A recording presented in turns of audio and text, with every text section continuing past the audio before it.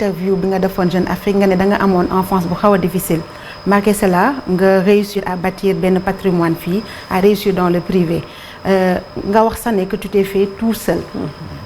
Pape Diop le politicien on connaît l'homme d'affaires on connaît moins l'enfant Pape Diop le jeune Pape Diop encore moins lan lañ mën a jàpp ci tënk kan mooy Pape Diop enfance am lan la demoon ak cercle familial fan la avancé. Man mon père est décédé lorsque j'avais 4 ans. mu jox ma sama benn bàjjen. Paraît que daf ko waxoon ni ko bu ma juddoo daf ma koy tuddee ma nekk góor. mu jox ma ko. ma jàng alxuraan ak doomam boo xam ni ñoo maase woon. bi ñu amee 7 ans sama cousin boobu dugg école man kenn duggalu ma école.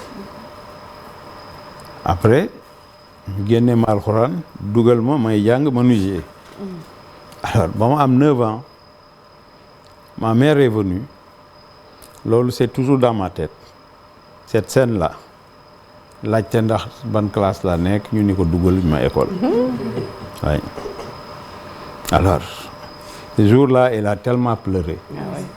wax naa ko ci bi mu décédé bi maître Wade toogee. ma ni leen bu dul woon moom cérémonie bi réunir toute la République du am. Alors elle s'est battue dem seet sama benn nijaay mu defal ma jugement supplétif. ma dugg école. loolu moo tax ma dugg école. alors j'étais brillant nag bi ma duggee école xam nga boo jàngee tuuti alxuraan moom day ubbi sa bopp. alors je me rappelle en CM2 suñu maître mas na def benn jox ñu benn problème mu ni finalement daal il connaît pas la résolution. Qui a trouvé ma ni ko moi monsieur. moi monsieur.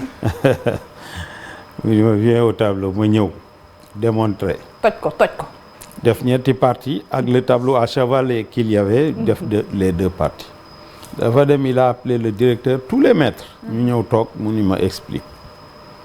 Je me rappelle ce jour-là bi muy bind man je m'applique pour écrire très bien. Alors mu présenté ñu nous étions 15 au certificat lorsque nous étions au CM1. ñu 13 yi admis 2 yi rek ñoo échoué woon.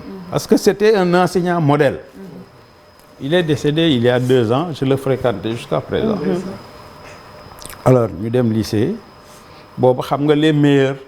ñooy dem lycée entrée en 6e ñeneen ñi yóbbu leen dans les CSG. dem lycée jàng foofu mais xam nga xale yi il faut ñu xam ni jàng am na moment boo xam ni boo fa xasee egsi foo yegg rek yaa fa yeggale sa bopp. boo xasee egg terminal foo egg rek sa volonté moo la fa yóbbu.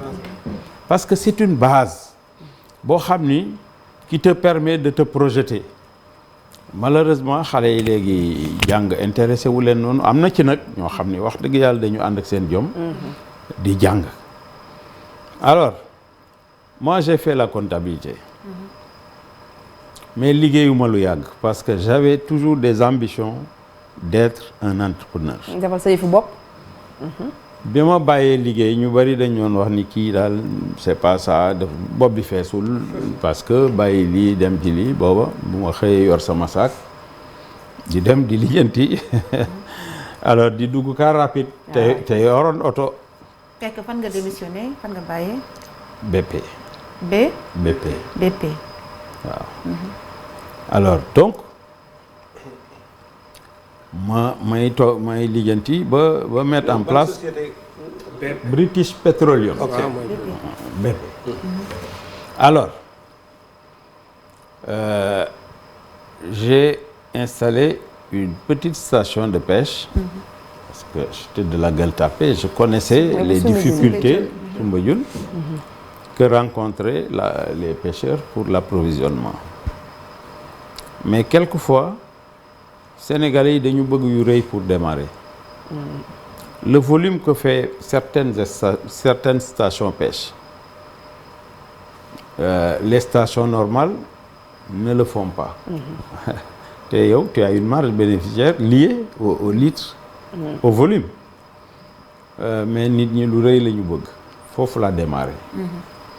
bi ma démarré c'était pas facile. Tout début est difficile mais il faut que nit ñi di ko xam. bi ma démarré c'était pas facile waaye di dem ba la pêche avait des problèmes sérieux au Sénégal. ma commencé di jaay ay pièces détachées. bàyyi pêche ba. ah oui des moteurs hors bord. di ko importer ba finalement j'ai rencontré des Belges avec lesquels j'ai créé une société pour importer les moteurs Mariner.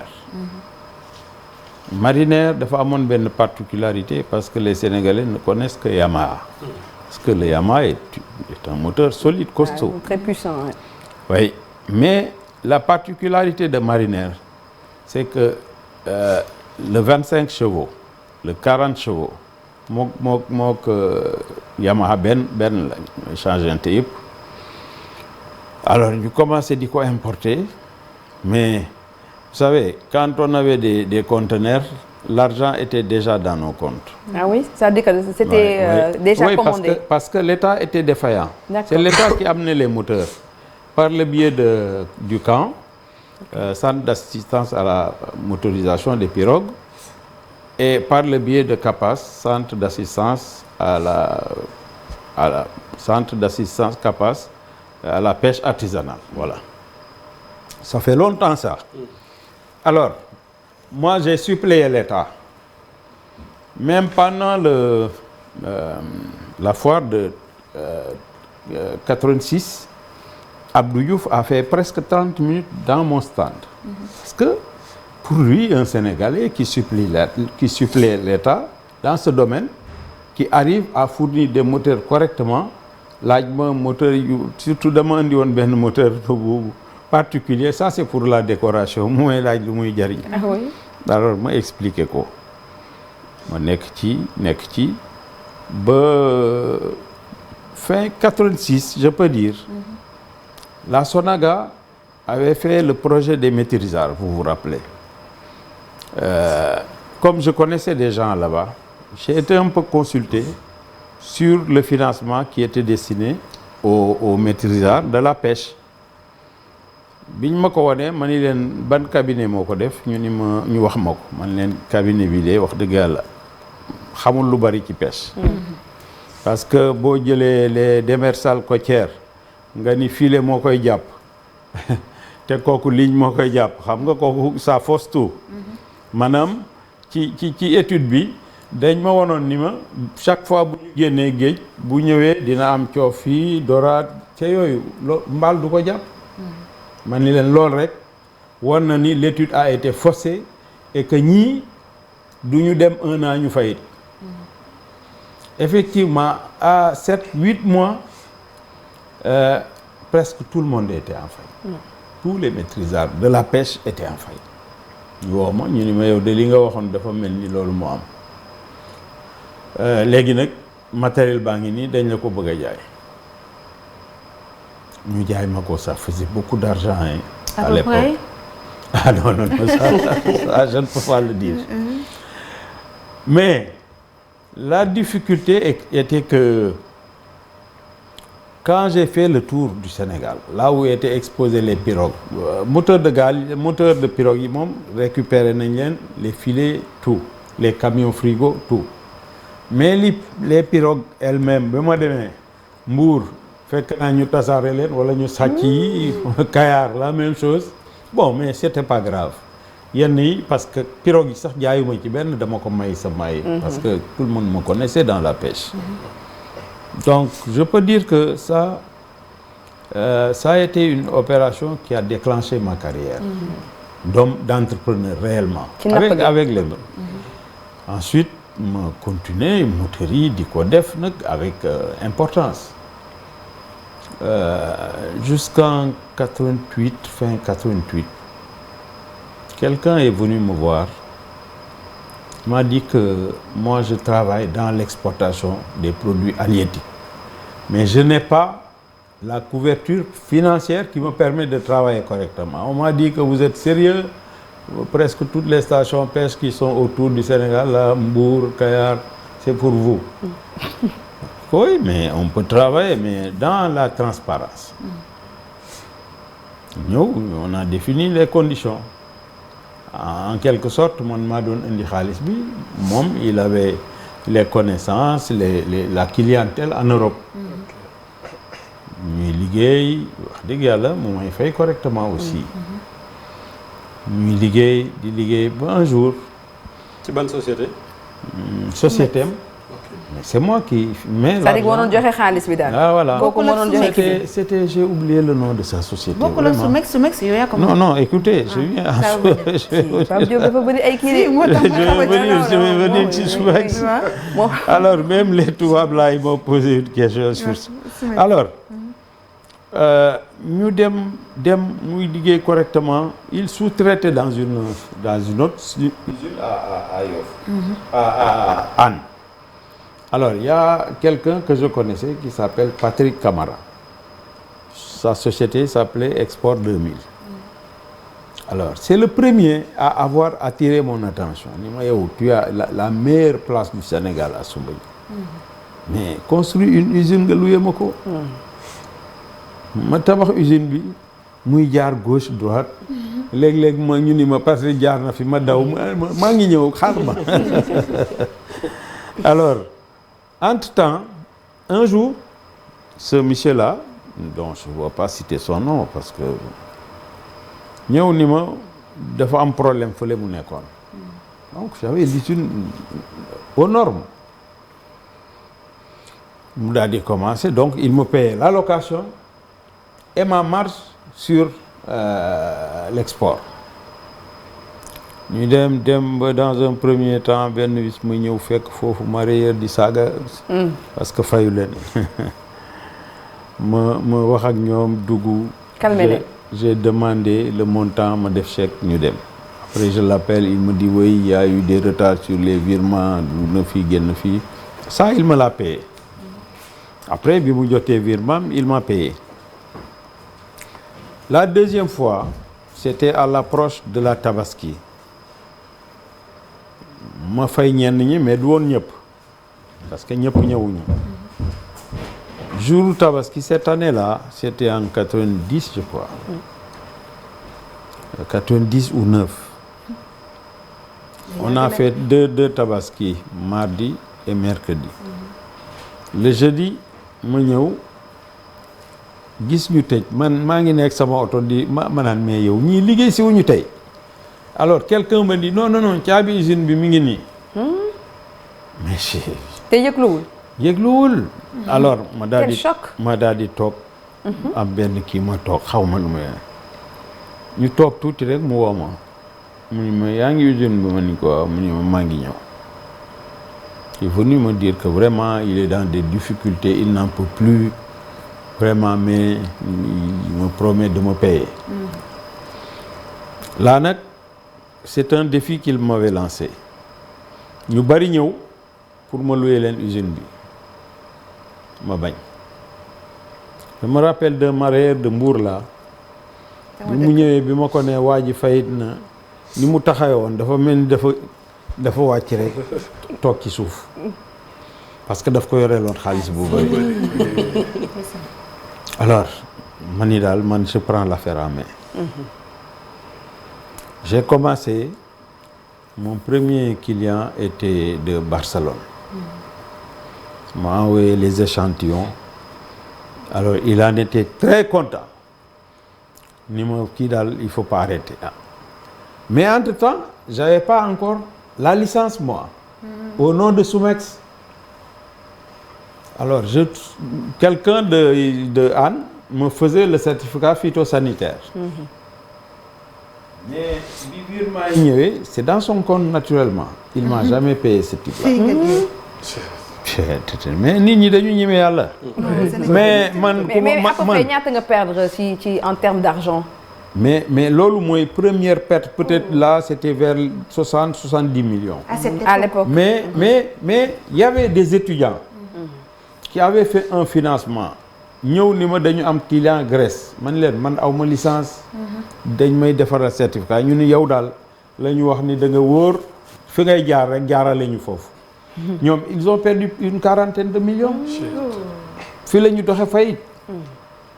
alors ndànk-ndànk j'ai repris ndànk-ndànk avec ce client là qui est finalement devenu un ami sax sama doom yi daan dem ci moom léegi mag lañu.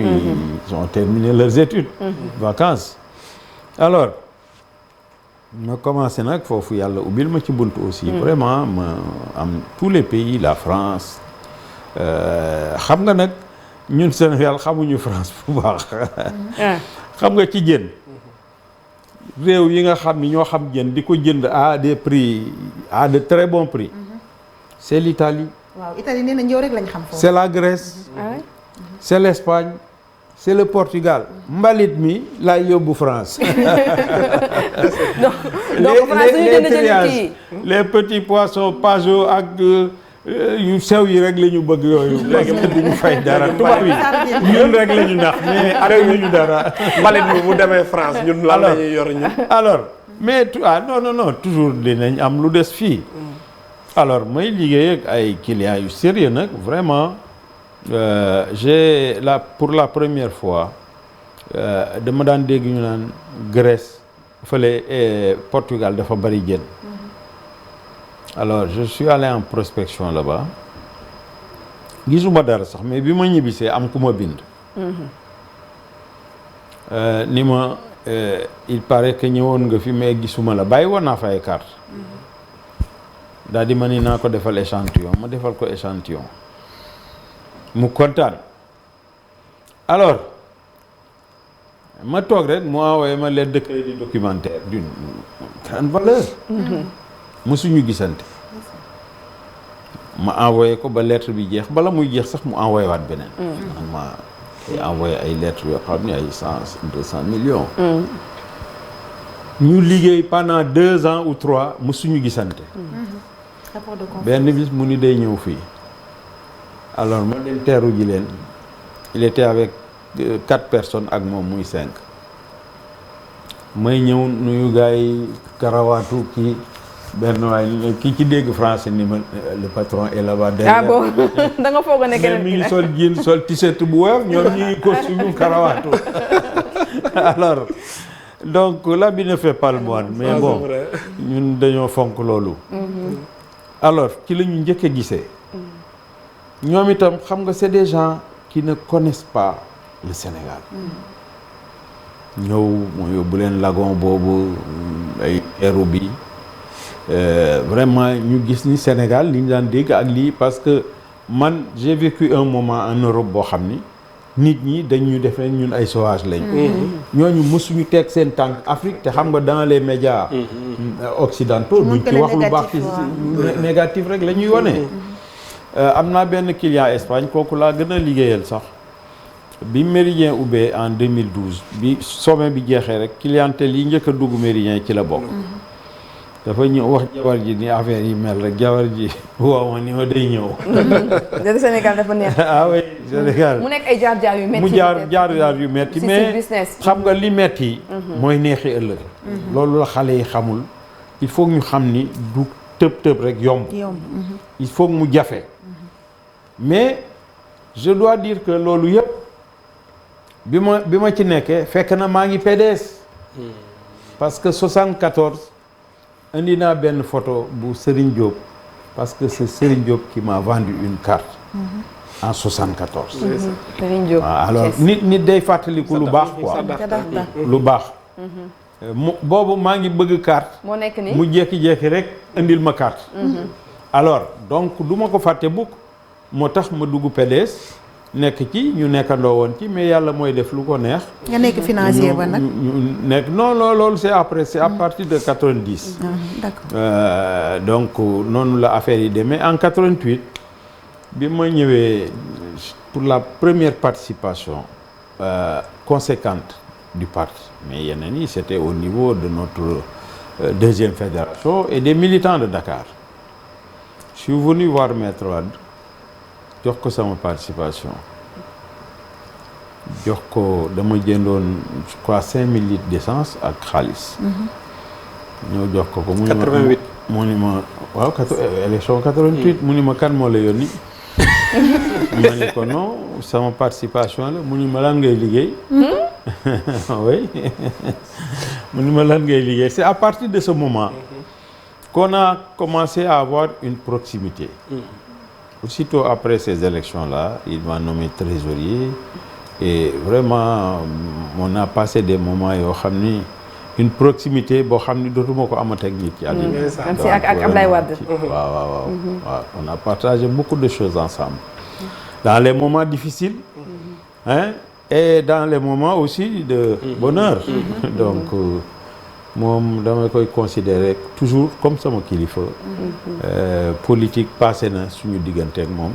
parce que nit da ngeen di yàgg ba mu mel ni ay mbokk ngeen. voilà donc mi ngi nii sax photo bi comme duñ koy. wane di ban cérémonie la woon. bi